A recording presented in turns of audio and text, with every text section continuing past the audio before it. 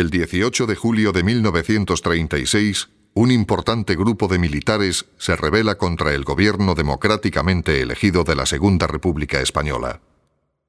El golpe de Estado fracasa en buena parte de España, y los militares conspiradores deciden conquistar las zonas que no controlan por la fuerza de las armas.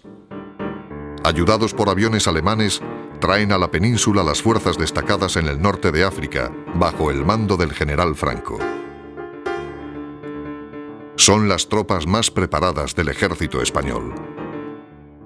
Una vez tomada Sevilla, el objetivo es avanzar hacia Madrid.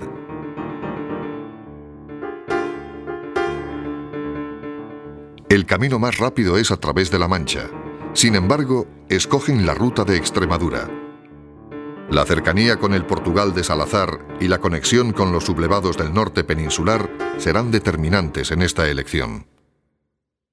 El 3 de agosto salen de Sevilla las primeras columnas militares en dirección a Extremadura.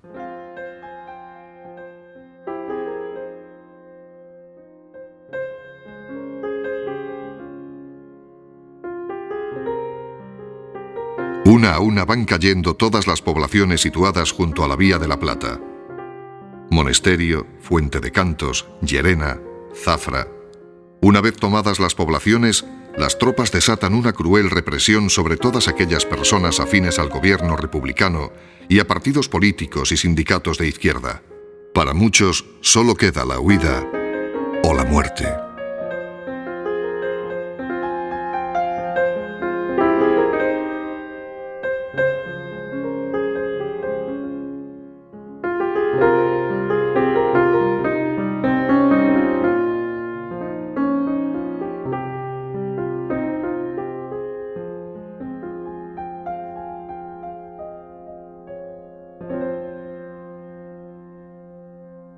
La crueldad forma parte de la propia estrategia militar de las tropas que están subiendo. Les interesaba no solo tomar las poblaciones, sino generar un clima de terror que les ayudara en el cumplimiento de sus objetivos militares. Cuando las tropas entran en cada uno de los pueblos que van tomando, siempre van acompañados de falangistas, de derechistas locales que hacen una labor de informadores sobre la identidad de aquellas personas que más se hayan destacado en la defensa de ideales republicanos o izquierdistas. Hay que tener en cuenta que la guerra en el sur de Badajoz y en estos pueblos de los que estamos hablando generó más fusilamientos que en provincias enteras de otra parte de España.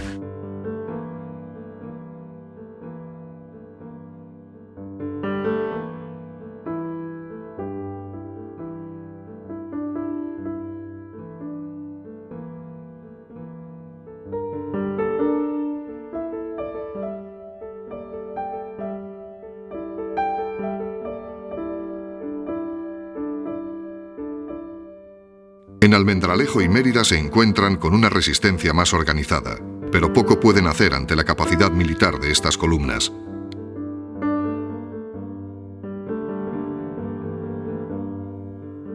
La aviación, que se comenzó a utilizar para bombardear poblaciones civiles, jugó un papel importante en la conquista de estas localidades.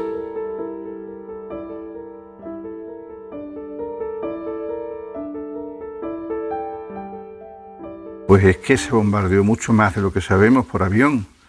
O sea que prácticamente casi el día antes o 4 o 5 días antes de que llegaran las columnas, pues ya empezaba el run run de los aviones e incluso en algunos casos el bombardeo, ¿no? Y claro, la gente cuando ya oía los aviones se quitaba del medio, se iba al campo, por eso se encuentran pueblos vacíos, ¿no? El 11 de agosto cae Mérida y se produce la toma de contacto de los ejércitos sublevados del sur y del norte peninsular. El próximo objetivo es Badajoz. En los siguientes días, la ciudad será bombardeada sin tregua por la aviación rebelde.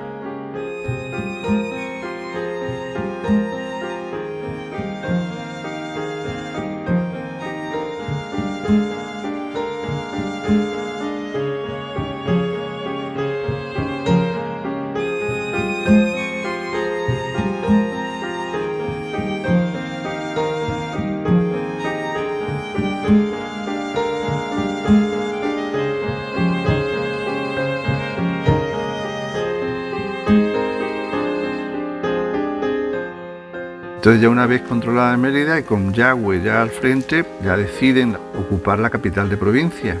Bombardean, pero incluso con una semana antes, y causan víctimas civiles. O sea que se ve perfectamente cómo empiezan a hacerlo el día 7, pero con vuelos continuos y además con la colaboración portuguesa. De hecho, en Badajoz, una de las bombas cae sobre el hospital y muere gente.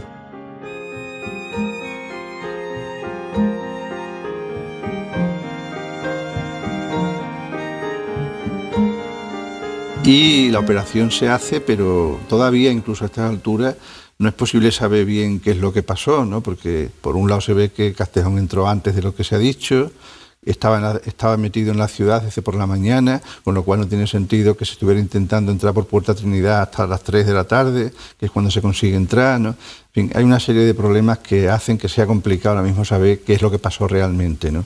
Ahora, lo que sí parece cierto es que ni la operación de entrada ni la defensa de la ciudad fueron como se ha dicho. En Badajoz estuve 3 días en Badajoz, en el cuartel de Beber con los soldados y con los milicianos y tal, estuve allí también. Y yo cuando bombardeó el avión y eso, digo, pues yo me voy ahora mismo a casa. Y me vine a casa. El 14 de agosto son abatidos los últimos focos de resistencia de la ciudad y comienza la matanza.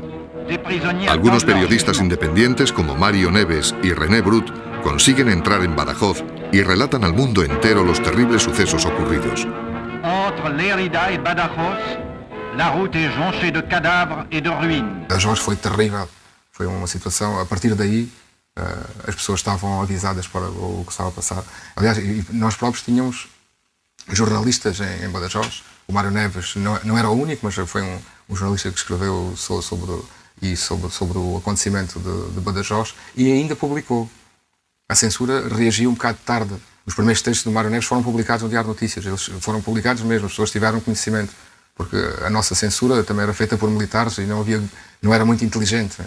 E o Mário Neves consegue publicar algumas coisas, depois os outros textos, a partir da terceira reportagem, começa a ser censurado, foram todos cortados e só foram publicados em 75, por aí, ou 76. Ya después de la muerte de Franco. Es una represión la que acometen esta gente en cuanto toman la ciudad, es una represión absoluta. El problema en Badajoz está saber dónde no mataron. O sea, que mataron en la Plaza de Toros, mataron en la Plaza de San Juan, mataron en las calles, mataron fuera de la ciudad, los alcaldes, de los concejales que se cargan prácticamente a todo el ayuntamiento republicano de la ciudad, y entre todo lo que cae, pues evidentemente están todas las personas que tuvieron relación con la experiencia de la reforma agraria. Y bueno, se hace una represión masiva con el único objetivo de que quede totalmente negada la posibilidad de que haya una reacción, ¿no? Una ciudad como era Badajoz, republicana, una ciudad con una población mayoritariamente socialista y de izquierdas, ¿no? Se hace una represión que no haya quien levante cabeza ya.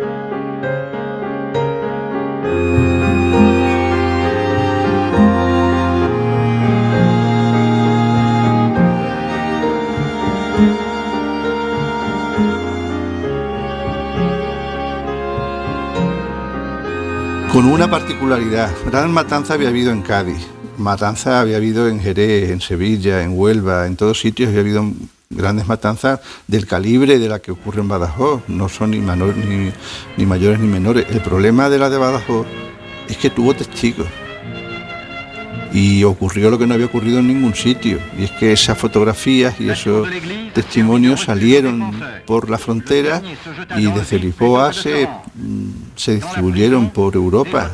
Un testimonio precisamente procedente de Salamanca, de un ganadero importante de Salamanca, que habló de un tío totalmente favorable al golpe. Y cuenta como detalle algo que yo no había escuchado nunca, y es que él llega todavía en plena recogida de cadáveres. Y dice, literalmente, estuvieron recogiendo cadáveres 3 días.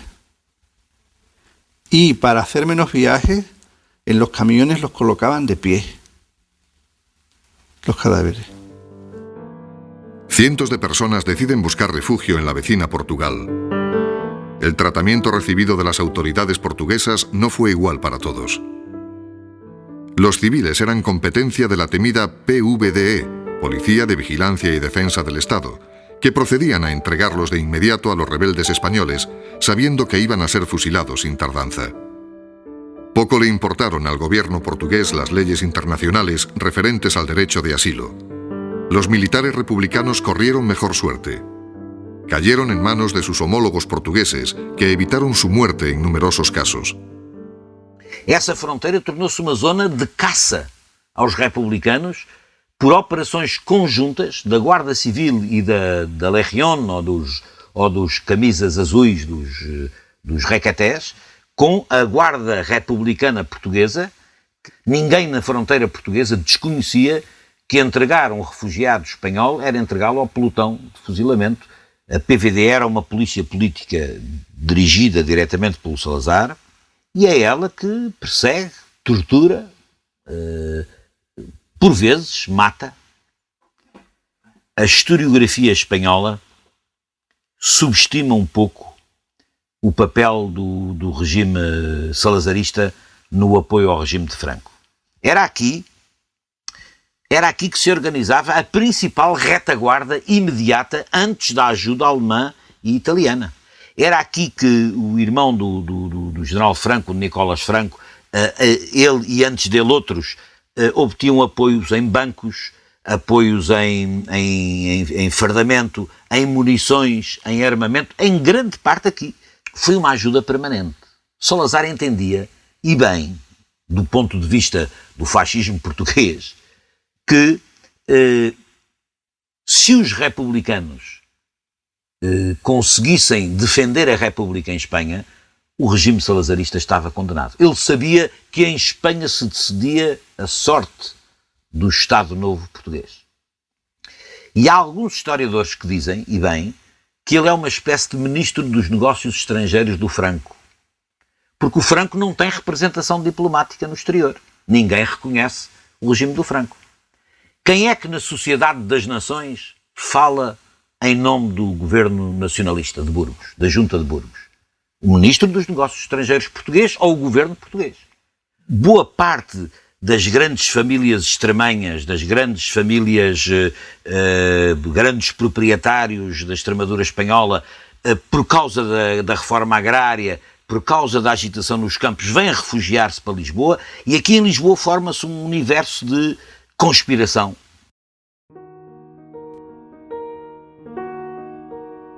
Los violentos sucesos de la provincia de Badajoz y la conquista de todo el norte de Huelva provocan que miles de personas huyan de sus pueblos de origen. El único refugio que les queda es el suroeste de Badajoz, todavía en poder de las autoridades republicanas. De esta manera, decenas de miles de personas se concentran en un puñado de pueblos aislados sin tener claro a dónde ir. Pueblos que no tardarán en ser conquistados.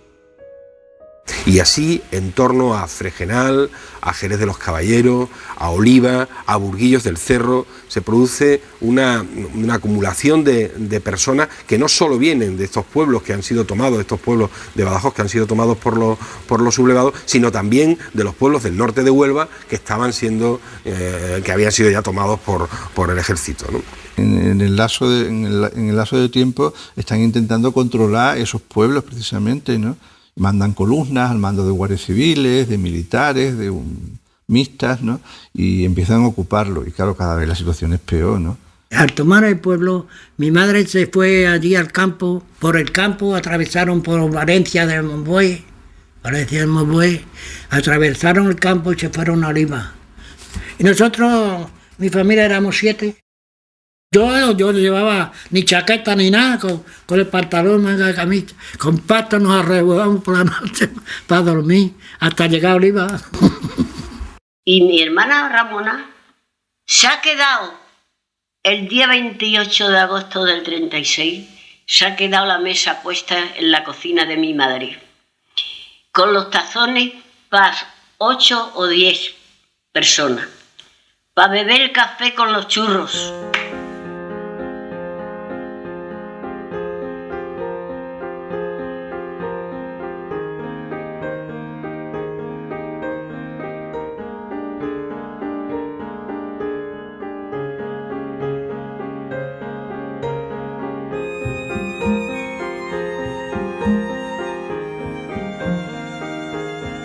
El 15 de septiembre, miles de personas intentan salir de la ratonera emprendiendo una desesperada marcha desde Fregenal de la Sierra hacia zona republicana.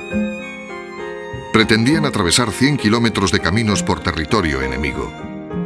La aventura, conocida como la Columna de los 8000, tuvo un trágico final y muchos perecieron en el intento. Cierto es que fueron muchísima gente y que se hizo unas condiciones terribles, ¿no? De marcha campo a través, con los enseres, con la familia, con los animales, y que acaba en el desastre de Cerrona famosa, ¿no? ¿Qué ocurre en el sur de Extremadura con ese éxodo masivo de personas a un lado o a otro, hacia la frontera de Portugal o hacia territorio republicano vía Castuera? Es uno de los hechos más significativos de toda la guerra civil. Solo se pueden citar dos hechos similares, ¿no? Que es la huida tras la toma de Málaga hacia Almería, por esa carretera de la muerte en la que mueren decenas de personas, y la huida final de la población civil de Cataluña hacia Francia, ¿no? Con el avance de las tropas franquistas, ¿no? Entre el 21 y el 23 de septiembre caen Jerez de los Caballeros, Oliva de la Frontera y Valencia del Monbuey. Son las últimas localidades de la Bolsa, situadas junto a Portugal.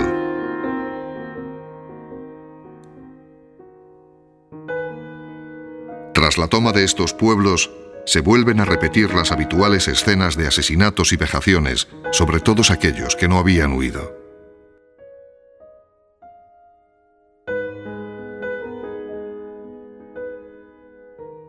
En Jerez mataron mucha gente de Bo, madre. En Oliva. Yo los vi cuando tomaron aquello, el Guillermo Bo ese, que iba a caballo. No habían tomado Jerez cuando ya estaban todos en las colonias en busca de... Mataron ahí. Entre ellos una mujer que vivía al lado de la ribera, se llamaban al marido y al hijo. Y dijo que su marido no se lo llevaba, y a los tres los mataron allí. El plan represivo que establece Navarrete en Fuente de Cantos y en toda su zona de actuación de allí, pues es algo tremendo, ¿no? La claridad de ideas que tenía Navarrete y cómo va acabando con hombres, con mujeres, día a día, durante meses, eso yo creo que no lo tenía toda la gente. Yo, la figura más grande que yo recordaré mientras viva es Navarrete, eso lo tengo. Es hasta nombrarlo. Y yo creo que es porque representa el prototipo del guardia civil terrible y bien capacitado para hacer la gran tarea esa a la que me refería antes, ¿no? El temor, el miedo era horrible, hombre. Si la misma gente de derecha tenían miedo. Y claro, rápidamente lo que montan son operativos de búsqueda de huidos, ¿no? Es inmediato. Cómo arman a la gente que se ofrece como voluntario y cómo empiezan a actuar por todos los sitios, por los cortijos, por todos los sitios, gente buscando a los que se encuentran por allí, ¿no? La única salida que tenían era escapar a Portugal, a pesar de que podían caer en manos de la temida PVDE. Es una huida apresurada y desorganizada, en la que cada cual mira por su vida.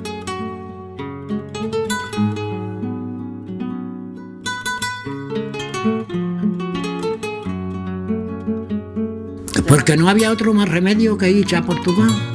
Ya dijeron, vamos a entrar a Portugal aquí por Barranco, y se tiraron la gente por la parte esa, por la orilla del río Ardila, pasaba Barranco a pasar a Portugal. No había otro remedio.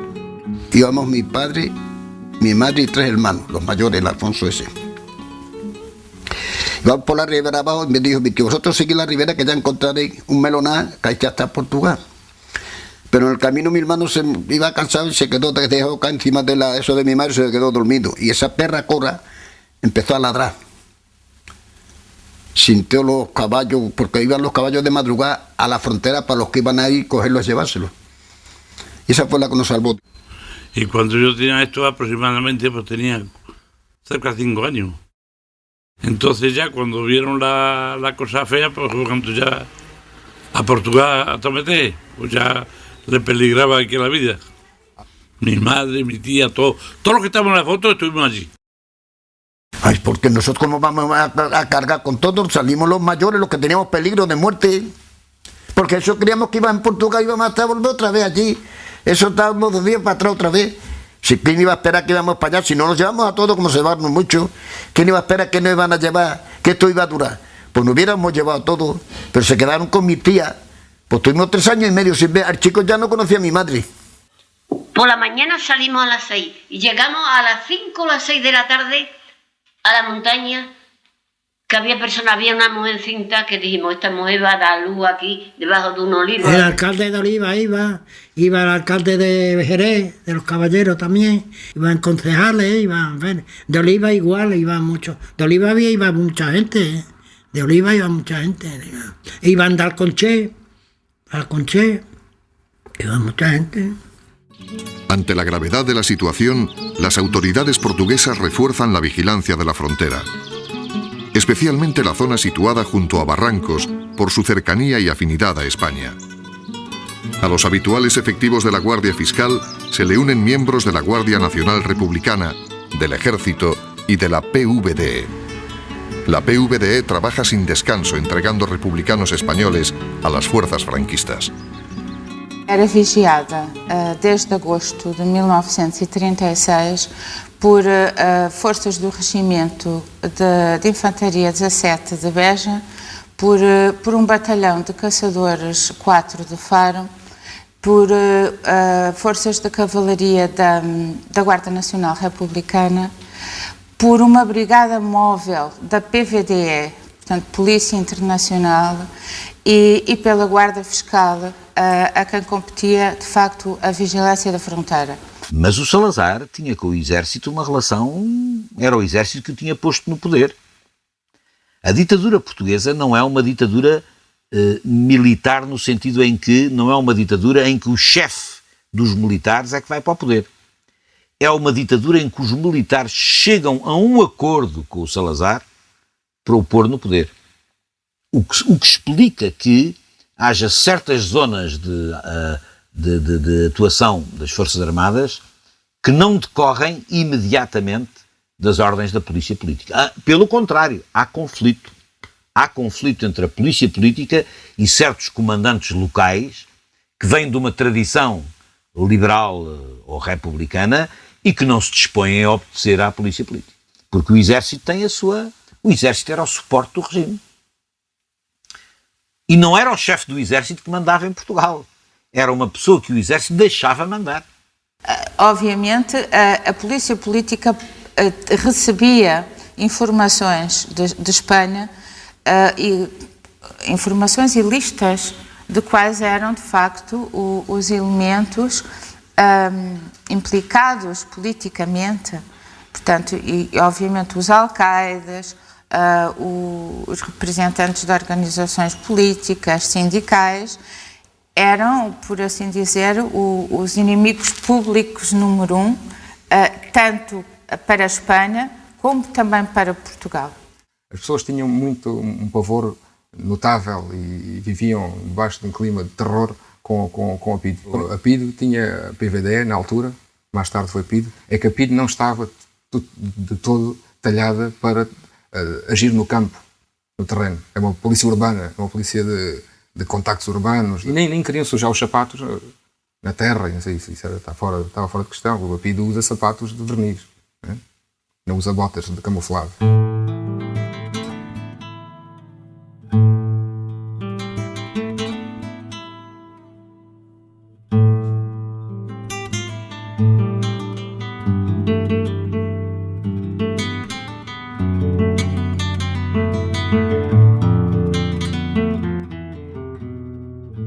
Não só na zona de Barrancos, como em todo o Alentejo, toda a região circundante a Barrancos, não só naquele tempo como ainda hoje existe uma grande consciência social e uma luta de classes entre os proprietários das terras e os trabalhadores.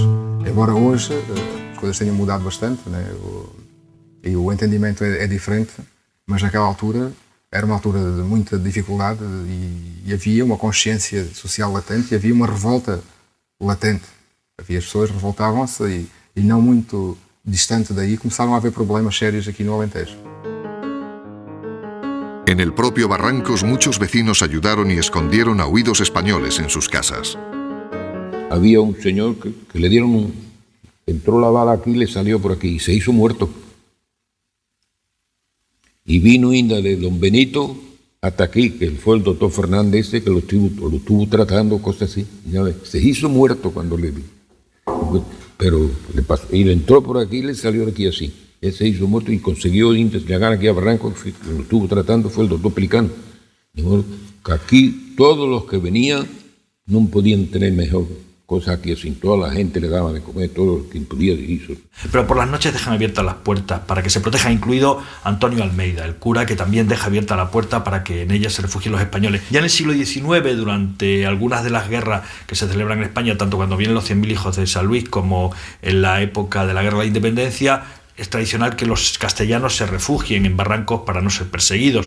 Ese trato yo creo que se nota fundamentalmente, o cuando más destaca, o cuando más importancia tiene para mí, sobre todo una importancia sentimental, una importancia ideológica, una importancia solidaria durante la Guerra Civil. Todos sabemos que mientras que quienes cruzaban por él bajo Campomayor eran devueltos inmediatamente, aquí, sin embargo, va a suceder todo lo contrario.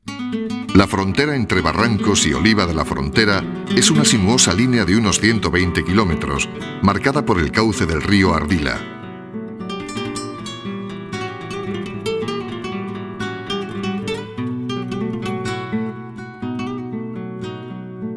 El río corre entre un bello paisaje de sierras y dehesas, dominado por el majestuoso castillo de Noudar. Es una frontera difícil de vigilar por la amplitud y dificultad del trazado. A este lugar llegan el 21 de septiembre miles de huidos que intentan llegar a la frontera. Saben que falangistas y militares insurgentes los persiguen sin tregua. En uno de estos parajes, situado junto a la finca Coitadiña y conocido como Umbrías do Resbaloso, se concentran cientos de personas con intenciones de cruzar a Portugal. Se establecen primero allí, al lado de la ribera de la Ardila, con otra gente que ha pasado por allí, pero claro, allí ven enseguida el peligro que hay, ¿no? El peligro es que la gente está en las racias que hacían, llegaban hasta allí, ¿no? Y se quedan allí cerquita, al lado del río, se establecen allí y bueno, a ver qué pasa, ¿no? Y luego, claro, pues que allí cada vez son más y que hay que buscar un sitio apropiado, ¿no? Se ve que lo que buscan y lo encuentran es en un sitio un poco alto, en una especie de promontorio, una bajada del terreno, grande, amplia. El puerto del Resbaloso, eso es el puerto de la ribera. Y deciden establecerse allí, se empiezan a amontonar gente y claro, ya entran al medio los portugueses. Esse grupo que de facto se vai concentrar ali junto à Ribeira vai permanecer talvez um dia até que as forças nacionalistas venham no encalce deles. E é sobretudo por saber que aquele grupo está em perigo, de certa forma, que nace essa iniciativa de pasar para cá. El oficial portugués al mando es el teniente Antonio Augusto de Seixas, comandante de la Guardia Fiscal de Safara. Otro de los oficiales destacados sobre el terreno es el teniente Oliveira Soares, de la Guardia Nacional Republicana, con base en Barrancos. O Soares não só estava em Barrancos, como lidava com a população por outros motivos de segurança interna, por motivos de policiamento, enquanto o tenente Seixas era um oficial, e era um oficial de Safara. Ele estava num posto em Safara e era responsável pela vigilância de toda a fronteira. Portanto, não estava em Barrancos. Aliás, raramente o Seixas estava em Barrancos. El grupo de republicanos españoles pide asilo en Portugal. Ante el peligro de que fueran atacados por sus perseguidores, los militares portugueses les permiten que crucen la frontera y permanezcan en una delgada franja de 25 metros. Pero antes deben entregar las armas y someterse a la autoridad portuguesa. El 22 de septiembre, sobre las 3 de la tarde, el grupo acepta las condiciones y entra en Portugal. Es una situación provisional, ya que la decisión se ha tomado sin consentimiento de sus superiores. El teniente Seixas, decidido a proteger y legitimar la permanencia del grupo de españoles, pide autorización a su superior, el comandante de la Cuarta Región Militar, Joaquín da Silveira Malleiro. La autorización es concedida y los refugiados de Coitadiña son reconocidos oficialmente por el gobierno portugués. Pasamos la frontera, el que tenía una navajita la entregó. Había carabineros que eran jefes.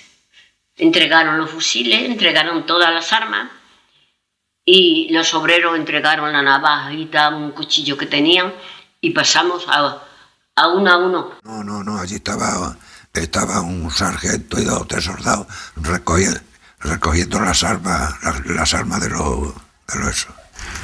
Mas a Marga, andacaba aquí o caminho e chegaram a Fragonete. Eram 3 ou 4 Fragonetes. Pues entregaron picar de toda a cualidade. 3 coisas foram cheias de armas. E lá mandaram as tropas passar personas já para allá, senão não matava. A decisão que eles tomam no terreno, perante o número de refugiados, é de certa forma contrária às ordens que eles têm oficialmente. E por isso contactam com Lisboa, contactam com os seus comandos para saber de facto se a decisão que tomaram de deixar os refugiados entrar na nossa fronteira, mesmo ficando ali naquela faixa de 25 metros, se essa iniciativa que partiu deles, dos que estavam no terreno, vai ser, no fundo, oficializada superiormente. Poco después de cruzar la frontera, el grupo es atacado desde el lado español. El teniente Oliveira Soares reaccionó y amenazó a los militares españoles con devolver la agresión si no cesaban los disparos. Sí, hacía disparos, claro, lo que tiene que nosotros corríamos más que ellos. Yo estaba detrás de una encina y allí cerca cayó una bala en un guijarro que cuando se fueron pues ya estaba frío y digo, escucha, esta venía a buscar a mí. Y un teniente de la Republicana se montó en un caballo porque tenían que allí tenían una compañía de soldados y 4 ametralladoras en plaza y fue a ellos y le dijo que no tiraran, por si no tiraba él también. Y se tiró la ribera para allá. Y las tropas aquí, todos los portugueses y guardias y todo ahí, todos ya así. Y él, conforme que era el teniente Suárez, y le hizo así. Y ellos se quedaron. Y le fue y le dijo, dice, ¿todos ustedes no conocen, no saben por dónde van las fronteras? No, pues va por ahí, por el río. Y como el otro día llegan a hacer lo que han hecho hoy, quedan todos abrazados de ese lado. Y se callaron todos y no. La zona de Coitadiña estaba bajo Soares. El teniente Seixas controlaba la zona de Rusianas y era el responsable de las operaciones técnicas sobre el terreno. Todo ello por ser el oficial que llevaba más tiempo en esa demarcación. Estamos en la caseta de Alcornoque, que era un puesto avanzado de la Guardia Fiscal. Esta sería la casa del comandante del local, del puesto avanzado, y aquí serían las casas de los guardias que estaban aquí, los 6, con su familia, que vivía el comandante con su familia. Y desde este punto pues tenían que salir todos los días a vigilar todo lo que era el río Ardila, aquí cerca de la frontera. Para evitar posibles ataques en Coitadiña desde el lado español, deciden instalar a los huidos en una pequeña hondanada de encinas, situada a unos 300 metros hacia el interior. El grupo estaba formado por unas 700 personas de toda condición y edad, incluidos mujeres, niños y familias enteras que habían escapado de una muerte segura en sus pueblos de origen.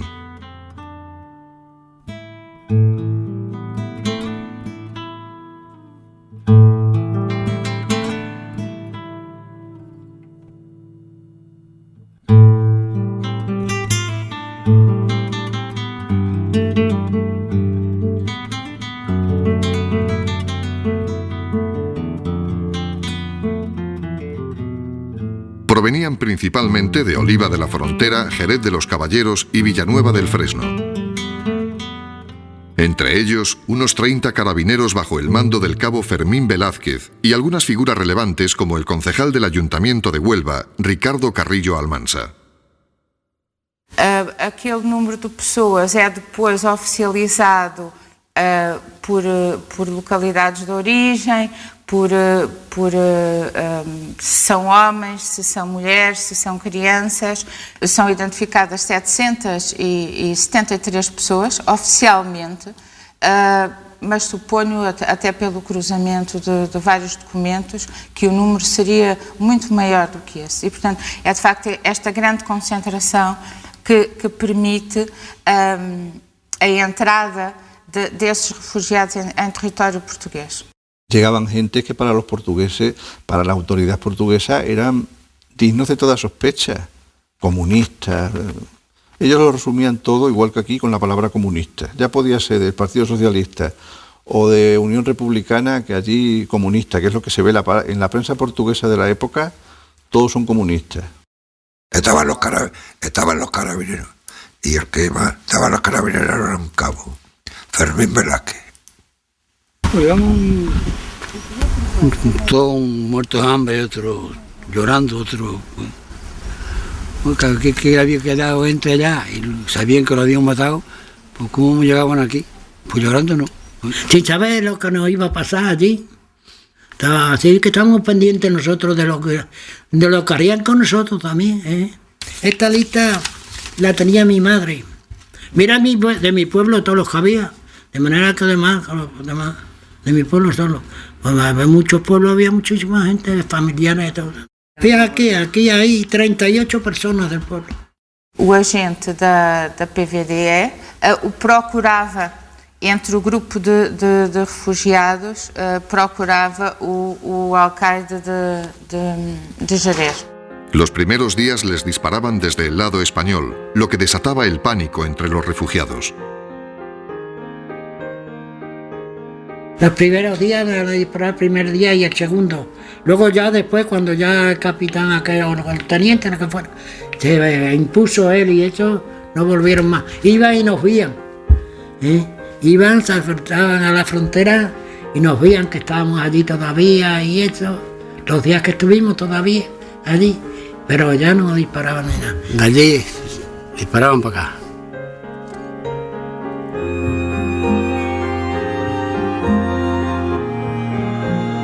El trato recibido por los españoles en el campo de Coitadiña fue en todo momento correcto. Hasta el 30 de septiembre, su alimentación fue posible con donaciones y colectas de la vecina localidad de Barrancos. A partir de esa fecha, el ejército aportó los fondos necesarios. Se adecuaron varias zonas para las necesidades personales y se organizaron partidas vigiladas para que pudieran lavarse en el río. Incluso se ocuparon de que los enfermos y las embarazadas fueran atendidos por un médico de Barrancos, el doctor Pelicano Fernández. Ahí adelante, aquella portilla está ahí. Que la portera está ahí. Y ahí por esa cova abaixo, y a extrema estamos fugilados. Y vinha a tirar ali, a apontar aquele ali diante. Aí, nessas pedras, tinha um corral feito de mato, que antes as mulheres vinham fazer o serviço, era o quarto de banho. O juntábamos pasto y a dormir allí como podíamos. Íbamos a lavarnos allí al río y eso. Nos llevaban queso, tocino, y eso. Nos daban pan y nos daban para comer. Había aquí que lo hicieron ellos, los fugitivos, que arranjaron os ossos com varas de aldefa, tachavam, e dobravam aqui assim, atavam às outras, tapamos aquí con pasto y cosas. Otro grupo importante de unos 300 huidos se fue concentrando en el lugar conocido como Chosa do Sardineiro, a poca distancia del puesto de aduanas de la finca Rusianas, unos kilómetros al este de Coitadiña. El teniente Seixas, en un acto de humanidad, les permitió permanecer en la parte portuguesa de la frontera. A diferencia de Coitadiña, Seixas no comunicó a sus superiores la existencia del campo de Rusianas. Su deseo era que volvieran a sus pueblos con garantía sobre su seguridad. Pero no consiguió esos compromisos por parte de las nuevas autoridades golpistas.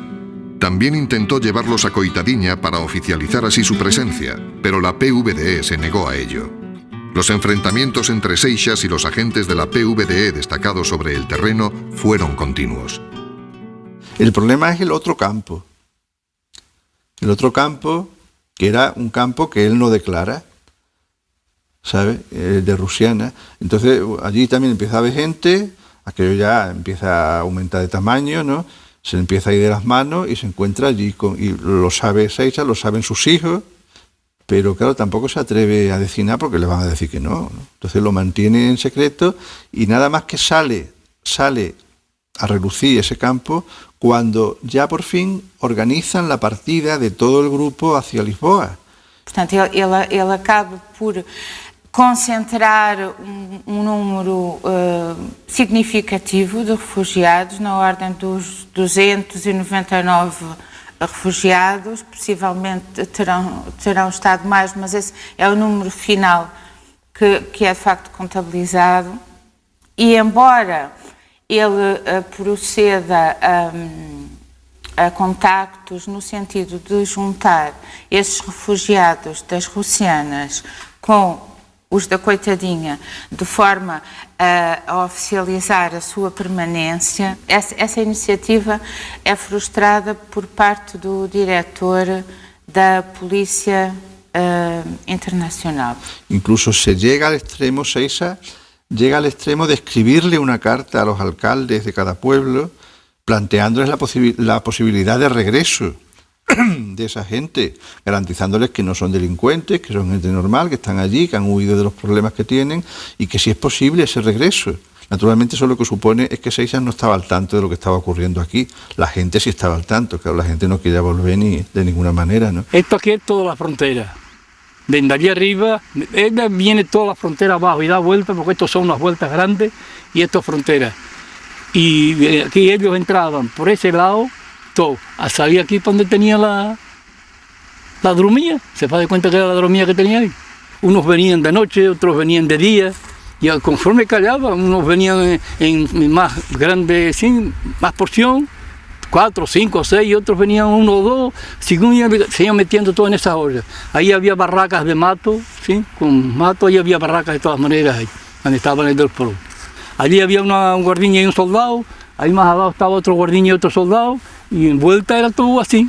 Esto si no los dejan entrar aquí, que lo arreculan, los mataban todo de ese lado, porque aquí no era solo Oliva que había gente, aquí venía gente de más lejos también, y niños y niñas y de todo, porque aquí había de todo.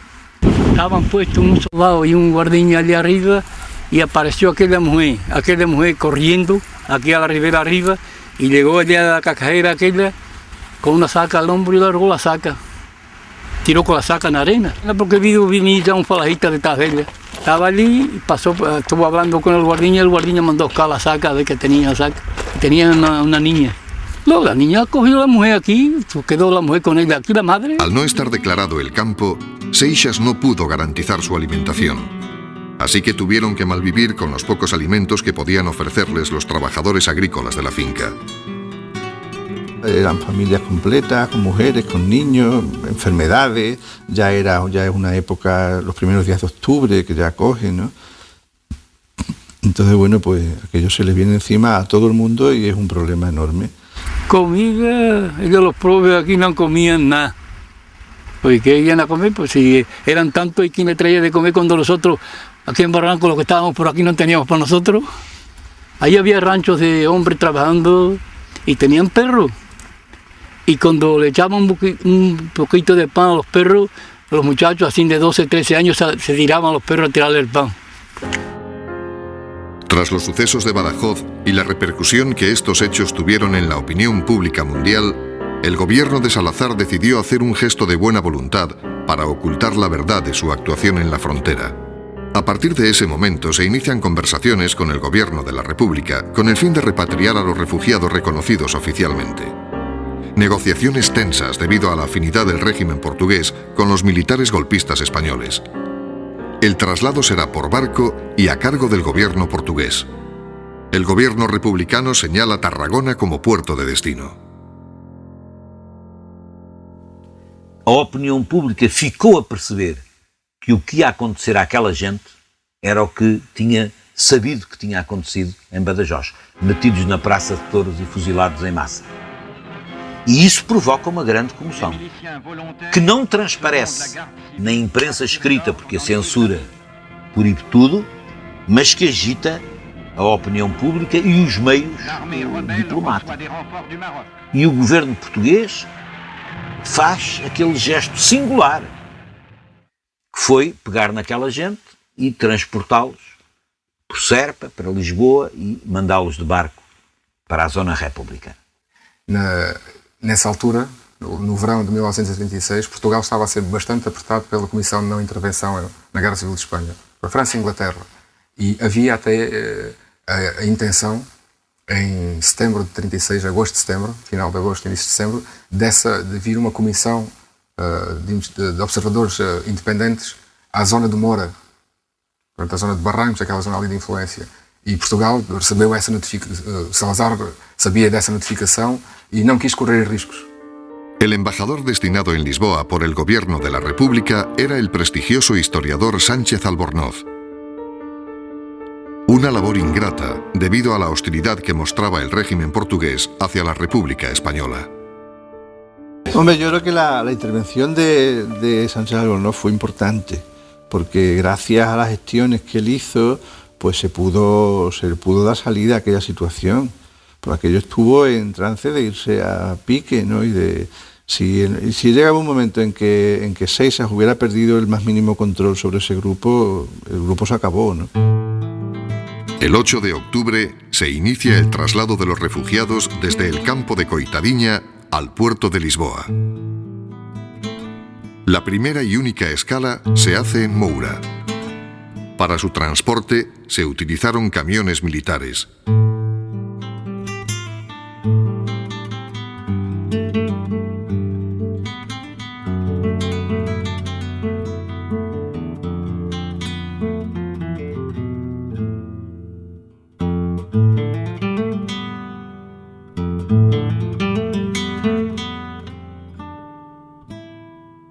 Lo vi de cuando se lo llevaron, que estaba yo en el monte, como llegaron los camiones. Y me acuerdo que apareció una muchacha, una moza, llorando allí al monte, se iban ya los camiones, para que la llevaran también, no había estado aquí en el campamento. Venía corriendo del cementerio, un primo la llevaban ya atada en el cementerio para matarla, y un primo la soltó, y ella se tiró el camión y no vieron y apareció aquí, y dijo allí, ya no se la querían llevar, y ella se tiró por delante de los camiones, y dijo que para morir en España moría aquí en Portugal. Entonces tuvieron pena de él y se llevaron. Seixas aprovechó la ocasión para unir el grupo de Rusianas con el de Coitadiña. El problema surgió al aparecer cientos de refugiados no registrados. No había medios de transporte para ellos, así que Seixas alquiló 2 camionetas para trasladarlos a Moura. Incluso llegó a conducir una de ellas junto al mayor de sus hijos. A partir de este momento, quedó patente para los mandos portugueses la existencia del campo ilegal de Rusianas. Hombre, el traslado tuvo que ser delicado porque, primero, que se aprecia en la documentación el disgusto de los responsables, de los superiores militares, por la sorpresa de que haya más gente, de que los medios no bastan. En Moura, los hombres fueron alojados en la Plaza de Toros y las mujeres y los niños en el convento de San Francisco. Luego de ahí nos llevaron luego a Mora. Estábamos todos en el tendido de la Plaza de Toros, porque había 6 o 7 toros en la Plaza de Toros, en el ruedo.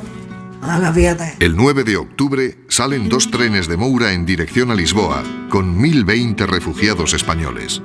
Nos montaron en el tren. Pasamos todo el día y toda la noche en el tren. Y al otro día por la mañana estábamos en Lisboa. Y de allí estoy en la plaza. Ahí estuvimos un poco tiempo. Eso sí que en el camino los portugueses se escondían para llevarnos cosas cuando íbamos al barco. El tren tiene que estar la vía cerca del puerto, porque del tren fuimos derecho al barco. Al llegar al puerto de Lisboa, el buque Niasa está listo para alojar a los refugiados.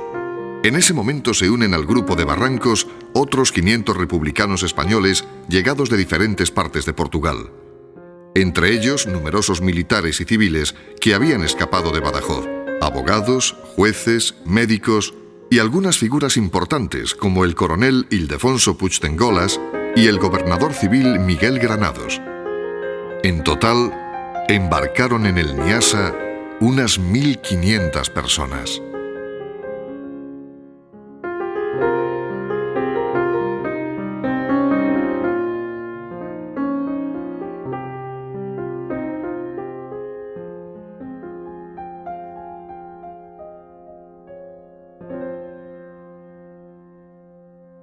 Pues allí se juntan ya todos los que han ido quedando de unas cosas y de otras, porque allí también hay gente de otras zonas, de Galicia, de la parte de Castilla, y allí los reúnen a todos con la idea de quitarse el problema de encima.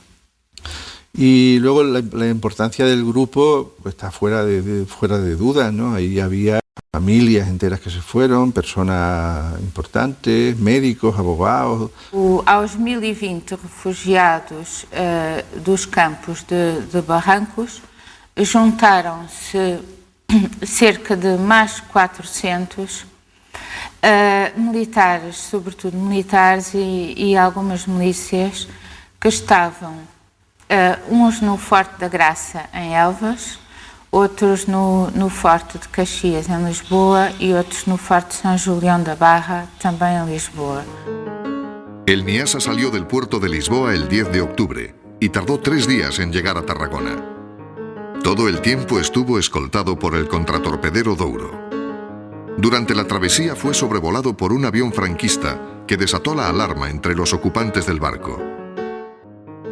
58 policías y 4 agentes de la PVDE se hicieron cargo de las labores de vigilancia. Era grande el Niasa, tenían ganas de haber atacado lo de Franco, no sé qué barco de Franco, habernos cogido y habernos llevado. Sí, iban aviones de garrote, pasaban por encima. Nos metieron en el barco, a la familia entera, a las mujeres en gabina. A los hombres los metieron abajo, en una esos grandes, con camas, pero grande, a todos los hombres. Y a las mujeres y a niños, a familias, como a nosotros, metieron mis 2 hermanas, mi madre y nosotras. Pero mis hermanos estaban abajo con los hombres. El Niasa llega a Tarragona el 13 de octubre. Al desembarcar, las autoridades republicanas escoltan a los refugiados hasta diferentes instalaciones preparadas para acogerlos. El estado en el que llegan es penoso. Muchos llevan más de un mes con la misma ropa. Allí les proporcionan nuevas prendas y comida. Poco a poco los irán ubicando según las capacidades de cada cual. A los jóvenes los adiestran para la guerra. En el Diari de Tarragona aparecen varios artículos con la noticia de la llegada del Niasa y la acogida de los refugiados. El 22 de octubre, el gobierno de Portugal rompe definitivamente sus relaciones con la República Española. Poco después, Sánchez Albornoz parte hacia el exilio en Francia. Os primeiros relatos noticiosos do acontecimento são da agência Avas, de informação, e eles dizem que o barco português foi recebido com aclamação, com grandes abraços, muita alegria e não sei o que mais. 2 dias depois, os jornalistas portugueses do Diário de Notícias, que era do governo, não sei o que, começam a dizer que afinal o barco foi, tentaram, os republicanos entraram no barco e comandaram o barco, não sei o que, isso é completamente mentira, isso não tem nada a ver. Isso foi um pretexto que o Salazar arranjou, o Salazar e o Ministro de Negócios Estrangeiros portugueses em Madrid arranjaram para cortar relações com o governo de Madrid. Eles tinham que arranjar qualquer coisa, aquilo foi o pretexto. A partir desse dia, a partir do dia de Tarragona, desembarque em Tarragona, Portugal deixou de relacionar-se com Madrid. Llegamos a Tarragona y allí ya pues las mujeres las tuvieron allí, vamos, el gobierno republicano que había en Tarragona y eso, pues las metieron en buenos sitios a las mujeres, a los hombres, en sitios y eso. Yo ingresé en una brigada del ejército, ¿sabes? Y la mayoría que fuimos y los que tenían edad para ir a la guerra, pues nos llevaron a la brigada. No nos queríamos separar unos de otros, los familiares, no, íbamos juntos. Los del pueblo en particular queríamos ir juntos siempre. Con su actuación, los tenientes Seixas y Oliveira Soares salvaron la vida de cientos de españoles.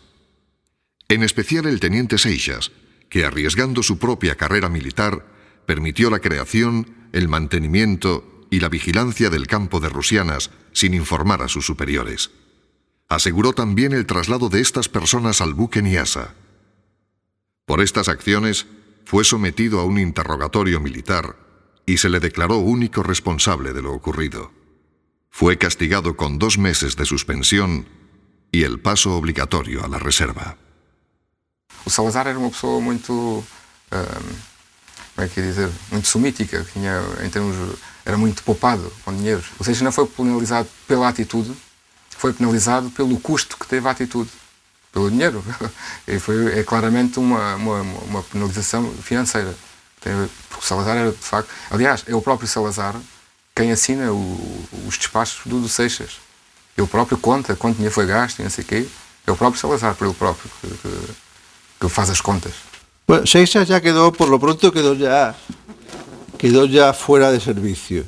Entonces, bueno, ya quedó en manos de los que eran partidarios de la política dura, ¿no?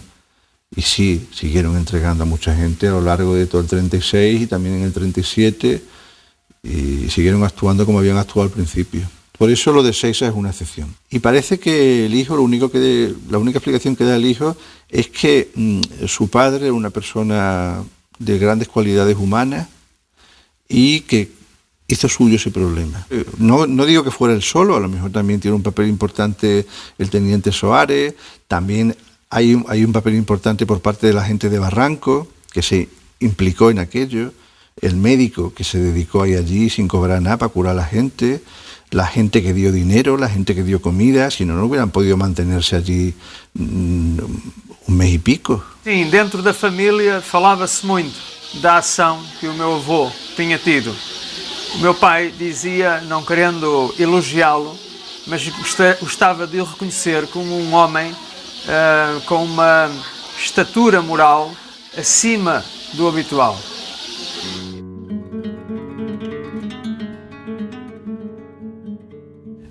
Yo creo que habría que explicar a Seixas, habría que convertirlo en un mito, en un personaje imitable, que tendría que, de alguna forma, guiar en ocasiones nuestros pasos, porque hace eso que hacen los héroes anónimos. Hacer algo a cambio de nada, hacer algo sin saber que lo está haciendo, hacer algo sabiendo que no se lo van a reconocer, hacer algo sabiendo que se va a complicar la vida, pero es lo que debe hacer y lo hace. Y resulta que salva a 1040 o a 1000 y pico extremeños que si no hubieran sido fusilados. Em que ela recorda o depoimento de oficial que lhe terá dito: eu não sou fascista nem sou de esquerda, mas vejo que o que o Franco vem fazendo, que é uma injustiça. E, portanto, de facto, estes homens que estavam aqui na fronteira, estes oficiais e particularmente o Tenente Seixas, são homens que partilhavam desta consciência, do sentimento de injustiça. Estos dos campos son un caso extraño, ¿no? Son un caso raro. Yo creo que también en la historia hay que atender a veces a circunstancias personales, y en ocasiones hay algunos episodios, algunos sucesos que quizás no tienen mucha explicación si lo relacionamos con el ambiente de la época o con la decisión de los gobiernos, pero que tiran para adelante y se producen por actitudes personales, ¿no? Y actitudes como las que vemos aquí del teniente Seisser, ¿no?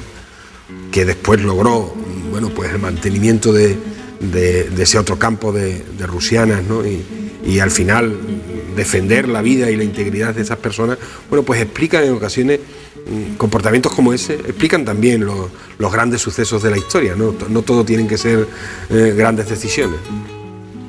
Dos refugiados de Badajoz e da Extremadura serem primeiro recebidos pelas forças portuguesas, metidos em Serpa, depois Lisboa, irem de barco para a República, foi uma única e só vez que isso aconteceu, em grande parte por pressão internacional. Nosotros los portugueses teníamos lástima de esta gente y le echábamos las piedras a esos tíos que venían ahí con la fascistas, que eran los fascistas malos, porque todo lo que hacían eran malezas que hacían, porque era con mujeres, era con niños, era con todo, porque ellos no quedaban nada para atrás.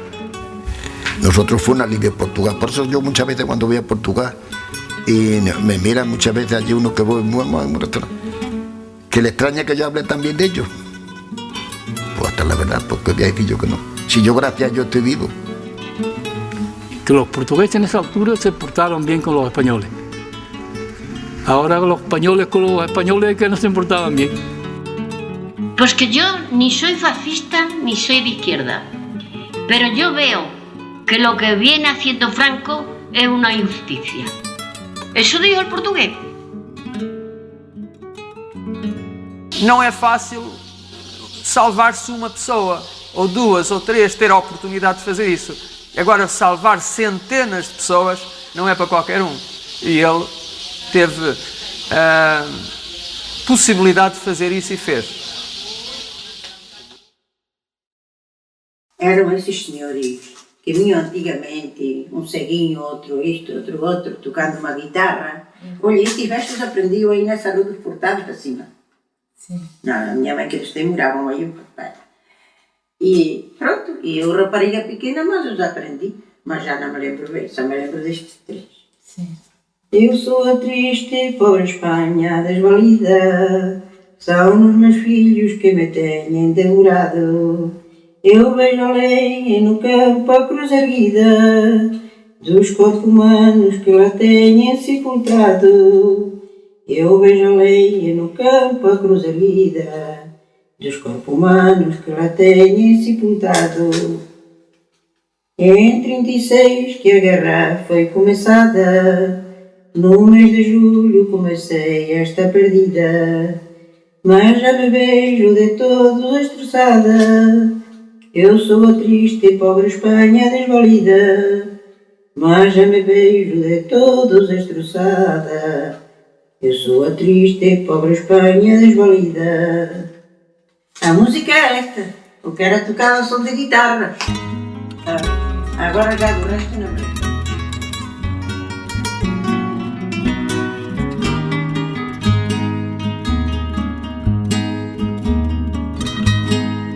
En 36 que a guerra foi comenzada, no mes de julio comecei esta perdida, mas xa me veio de todos destrozada. Eu sou a triste, pobre Espanha desvalida, mas xa me veio de todos destrozada. Eu sou a triste, pobre Espanha desvalida. Eu sou a triste, pobre Espanha desvalida, são os meus filhos que me teñen devorado. Eu vejo alén en un campo a cruz erguida, dos grupos humanos que la tenían sepultado. Eu vejo alén en un campo a cruz erguida, dos grupos humanos que la tenían sepultado.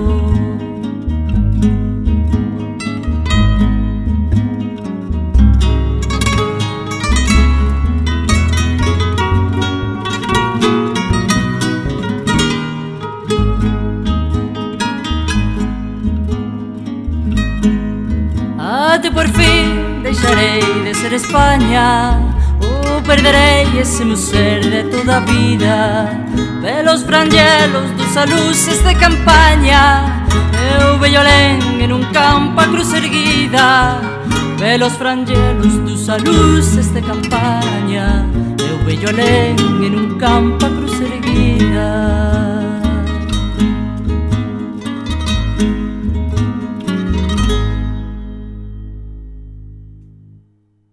¡Viva Barranco! Tengo una fama tirana,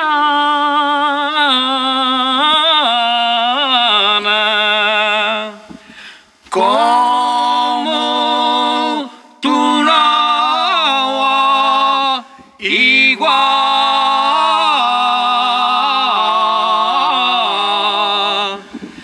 Bonita vela rayana,